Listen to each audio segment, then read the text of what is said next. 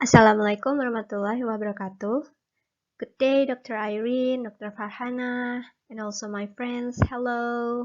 I hope you're all doing good wherever you are. I'm Alicia, and in this video, I'd like to present you a project report of the mini ethnography research with title Identity Construction and Self-Presentation in Club Cooee Virtual World Game. Let's start with the introduction. Most of us would be more likely to spend a lot of time trying to find out who we are, what we want, and what we believe. So this concept of seeking oneself is referred to identity. So for this project, I'm required to conduct a mini ethnography study in a multi-user online virtual world game. I'm interested in examining digital identity, especially identity construction in the virtual world through this mini ethnography study. I'm interested to observe the community and understand what's going on and how things work in the online virtual world game. So in this study, I want to explore the identity correction or construction in a simulated 3D virtual world game platform using Club Cooee as the focus of this analysis. Okay, Club Cooee is actually an online 3D virtual world game. It was founded in 2007 by Cooee GmbH. It was estimated to have more than 50,000 downloads and around 9,000 daily active users at the exact time of this study is conducted. So this game is actually the same as other online virtual world games such as Second Life, Fucking Life, and so on. It allows the users to connect and to connect with other users from many countries. It also provides the player to build their own avatar by using various appealing design costumes and accessories. And also the users can select their avatar name and customize it as they want. The users also can design the avatar fit to their preference. Like for example, in the facial appearance section, the player can choose components for facial characteristic such as face shape, and then eyes, eyebrows, lips, and hair. The users also can adjust the colors or the shapes as they want. So we can also style the avatar in wardrobe room like this with many kinds of outfits, and then accessories, and then tattoos, a lot of things that we can experience in using this game. The avatar also can earn profit, like later on the profit will be converted to points. Points here is a type of currency used only in Club Cooee. From that, we can purchase exclusive items like branded clothing, maybe facial shape, body features, and dance move. So in Club Cooee, the user also can explore and create a chat room with various place and time concept, like for example indoor, outdoor, at home, day or night. So in each chat room, the players can have DJ booth and tune their own music song, like for example they tune the music and then they link directly to YouTube. So these are the things that users can experience playing Club Cooee.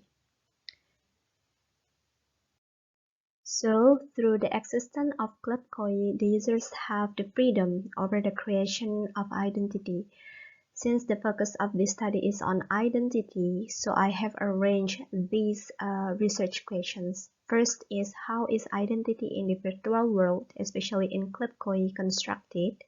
and why do people construct identity in the virtual world. So basically, in investigating this issue, the study would be worth to gain insight and understand on participants' personal experience or meaning, and explore how players in this environment build and preserve perceptions of self. Many previous studies have investigated the impact of identity on ourselves and others in the physical world, but there has been little insight into how and why identity is constructed. Besides that, several studies on the portrayal of self and identity construction in virtual world game have been conducted. However, most of these studies focus on Avakin, Second Life, and World of Warcraft. None of the research about the identity in Club Cooee has been explored yet. So in this study, I tried to gain deeper insight and understanding of identity construction, especially in Club Cooee. And now we are moving on to the literature review. First of all, I want to talk about Goffman's theory of self-presentation.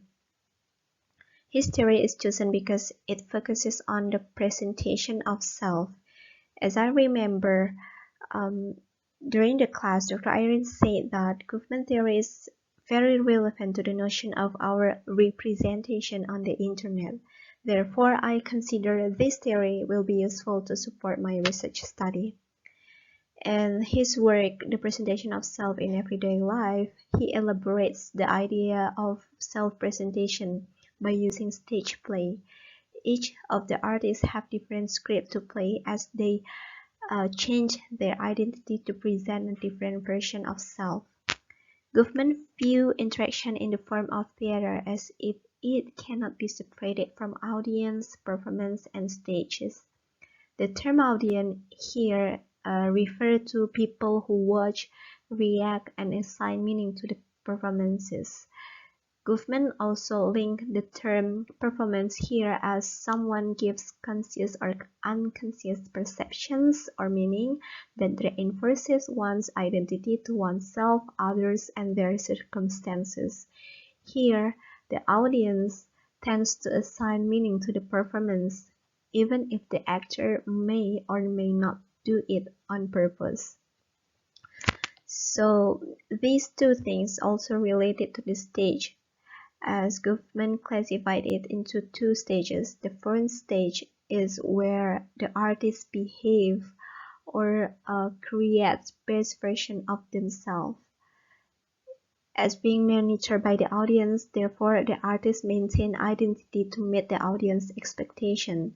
This concept is in line with Goffman theory that individuals are actively engaged in the impression management. It's like people have desire to manage the impression that other people form about them. It's a way for some people to avoid embrace themselves in front of the others. In contrast, the backstage, it's where the artists act differently than when on the front. Yeah, so it's where the person actually gets to be oneself and then get rid of the roles which was implemented on the front stage. This is in agreement with Goffman perceived as the splitting character of oneself. Later on, this Goffman theory can be compared to the identity representation found in this game, Club Cooee. Actually, Goffman originally applied his theory only the circumstances where people interact face to face, but I think his theory is also applicable to the virtual world. And next part is virtual world. Actually, there are several meanings of the term for virtual here, as you can read here. So yeah, from this statement, it can be concluded that virtual world is an online computer simulated setting in which many participants communicate and share space by creating movable characters named avatars. So players in virtual worlds who create avatars prefer to portray them with some features of themselves in reality.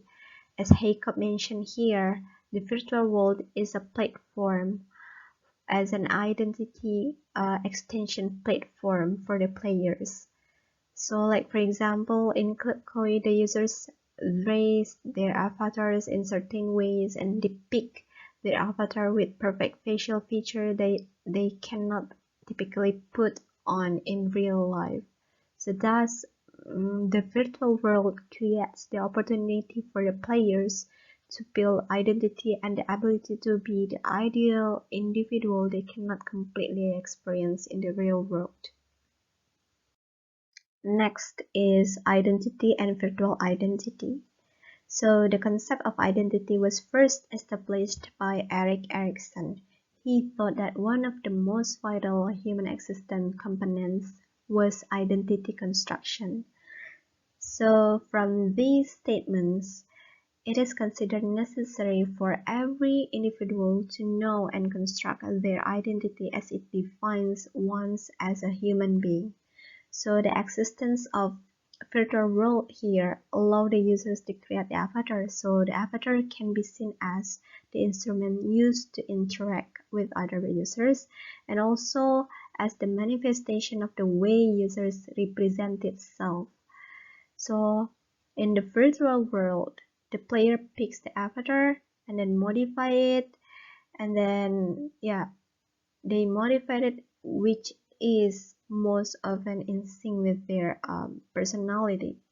So I think Club Koi, like the virtual world game, any virtual world game will help facilitate the bond between the players and their avatars, since the game allow and over the players to adopt the avatars to reflect themselves. Okay, now we are continuing to the methodology part. Basically, the research approach of this study is ethnography. Yeah, so ethnography commonly refers to types of social science that have a significant set of characteristics. One of its known characteristics is a clear focus on investigating specific social phenomena. So this study adopted a qualitative ethnography approach to investigate a social phenomena, which is identity construction. And in this study, I intended to gain insight, and I want to understand participants' personal experience and their meaning, and also explore how they build and preserve identity in this game, Club Koi game. And also, I also carried out virtual ethnography, virtual ethnography approach here, because I think this approach is appropriate because I want to know participants' personal experience and then explore how they build and preserve identity in this game, in the online world game. So yeah, I think these approaches are appropriate to be implemented in this study because both of them focus on investigating specific social phenomena. And yeah, so I focus on identity construction on the virtual world game called Club Koi in this study. Okay, next is the context of the study. The context of the study that I use here is Club Koi. It's a online 3D virtual world game, and the feature of Club Koi that I focus and used for supporting my study is the chat room and also the avatar. So from this feature, I can observe and engage with the players to gain information for data collection and analysis, and also the feature avatar here where the players will represent themselves through the avatar. So here the avatars help me to explore how players build and preserve self-identity in this game. Next part is the participants. In this study, I decided to get involved in this game as the participant observer. So it allowed me to observe and engage with the users so that I can gather information and data to solve the research problem outlined before. And to recruit the participants, I decided to use random sampling process. I decided to choose the participants randomly as long as they accepted my friend request and were willing to be interviewed for this study. So I intended to get either female or male participants involved in the study by deciding the participants randomly. So for ethnography, it has to be reach approximately 30 to 15 number of participants. So we may say that this study is a mini ethnography study because of the limited participation collected during this study. So the first thing I do is I approach the participants directly. I approach who were active online, and in which it can be seen through the chat activity in the community room. So I send them a request to be friend with them, and once they accept it, I started to chat them through private chat room. We moved to the private chat room, and I said, "Thank you for accepting my request," and then we have a conversation. I try to engage with them and build the rapport with them, and after rapport is built enough, I ask them politely, I ask their willingness to be interviewed for this study and so on. And then so from 5 participants that I expected, only 3 participants uh, that willing to be interviewed. So there are 2 males and then 1 female. They were all chosen randomly and they accepted my friend request and also were willing to be interviewed for this study. So next part is data collection. So in this study, I interviewed 3 users in total. So the interview style that I used here is the semi-structured interview.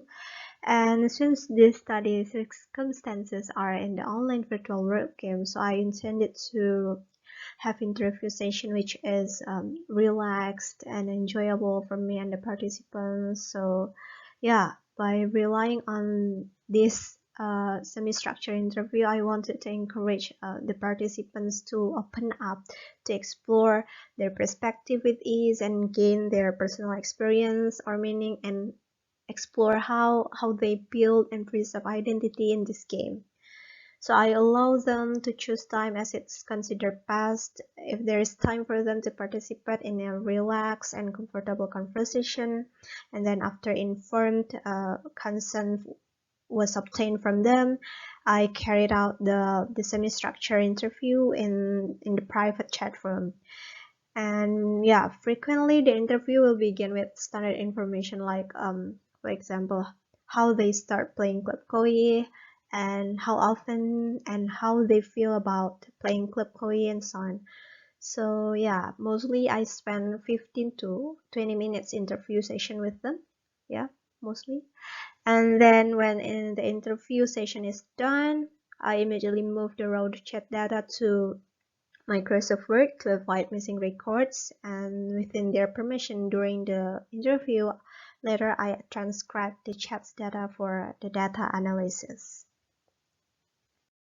For the data analysis, I adopted a thematic analysis which designed by Brown and Clark. So I decided to adopt their thematic analysis because I think it's in line with these studies purposes, which aim to understand participants' personal experience and also aim to discover how the participants build and preserve identity in this game. So the first stage was reading and rereading the interview's transcript.